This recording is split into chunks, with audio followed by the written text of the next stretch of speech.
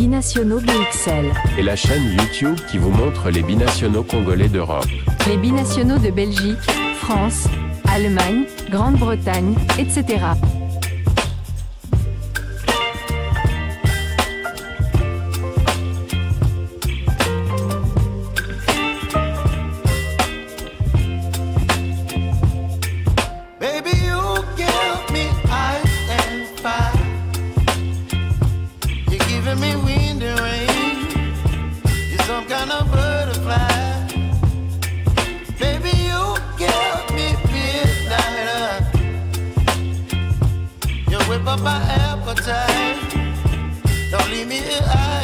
Bonjour à tous, nous sommes le mercredi 23 octobre 2024. Nous allons vous donner quelques informations concernant, bien entendu, les internationaux congolais qui étaient en lice sur la scène européenne de la Champions League. Notamment, on a quelques internationaux congolais qui avaient presté hier avec de fortunes diverses et plutôt une contrevenue pour notre international Silas Katompa Vumpa. Donc, je ne suis pas seul, je suis avec Dino Link, c'est la chaîne Diasco Foot officielle, le miroir du football de la diaspora congolaise, qui va essayer de partager avec vous les informations qu'il a récoltées concernant justement cette compétition, la Champions League de l'UEFA, et évidemment d'autres informations concernant aussi les footballeurs congolais qui se sont illustrés dans leur championnat, parce qu'il y a des championnats aussi qui se jouent malgré la Champions League. Vous savez, en Angleterre, par exemple, les équipes de division inférieure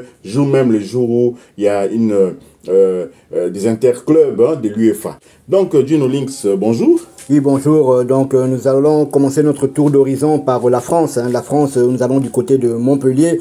C'est une plus à démontrer. Vous savez, après la lourde défaite de Montpellier à domicile face à l'Olympique de Marseille, je relayer un article du journal L'Équipe.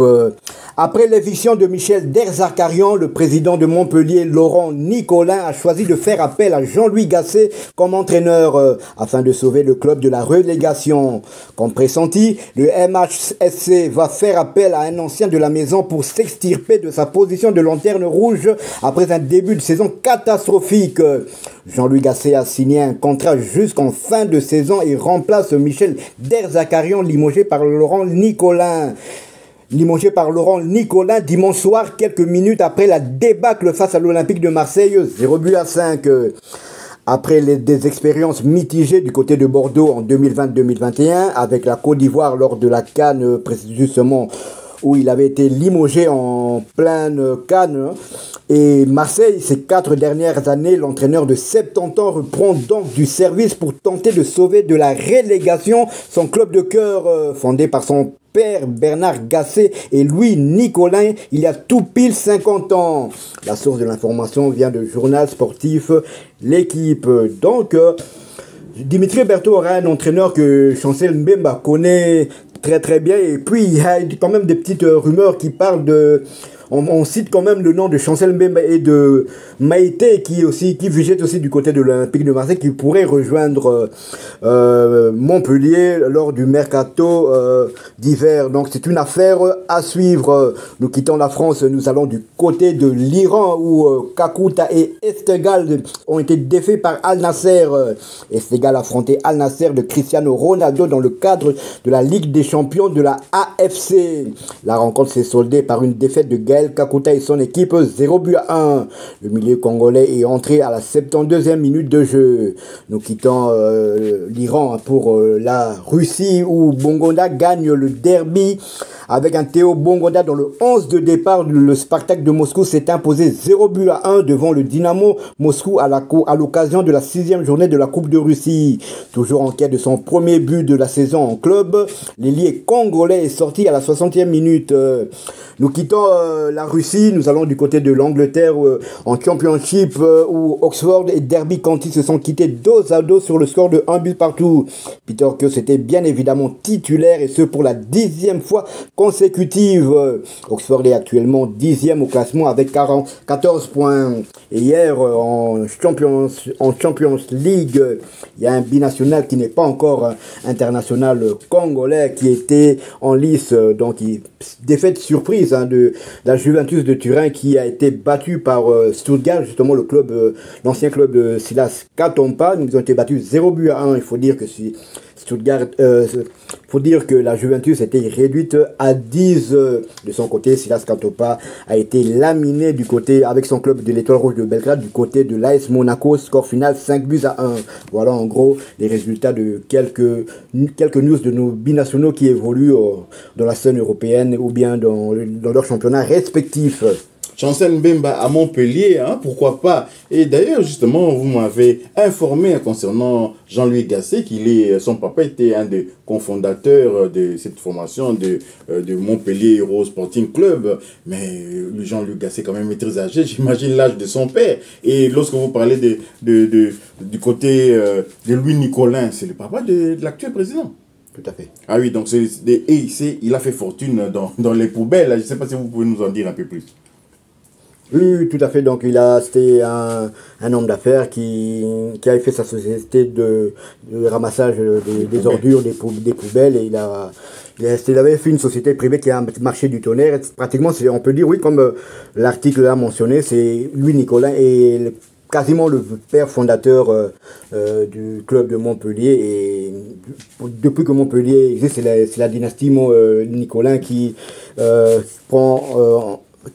en train de superviser ce club-là. Donc depuis, après le décès du papa, c'est le fils qui a repris les rênes. Mais c'est vrai que le club de Montpellier est très très mal en point. On espère que Jean-Louis Gasset va faire des miracles et pourquoi pas sauver ce club de la relégation. Ah, tout à fait. Cette formation de Montpellier, justement, qui a découvert la Coupe d'Europe, c'était en 91, après avoir gagné en finale de la Coupe de France contre les Racing de Paris, les Matra Racing de Paris, de David Ginola, de Bouderbala, notamment de Luis Fernandez.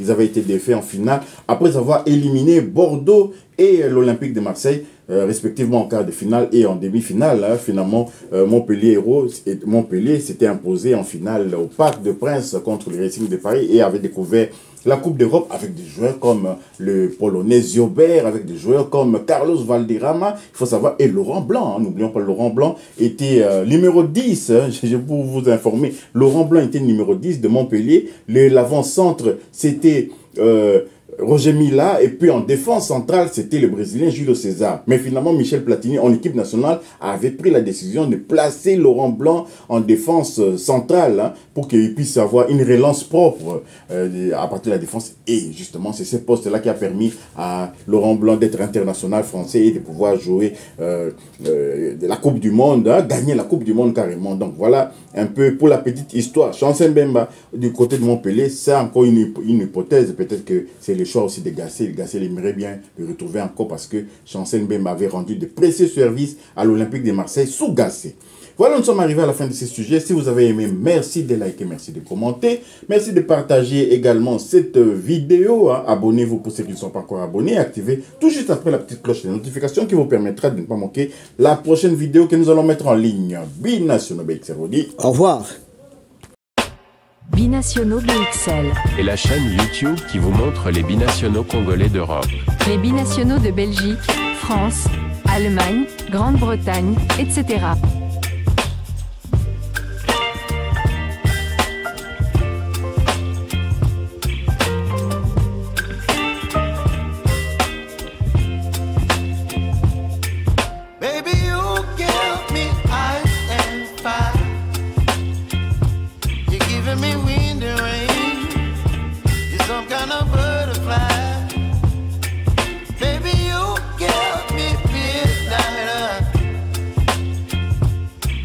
My appetite, don't leave me here high and dry.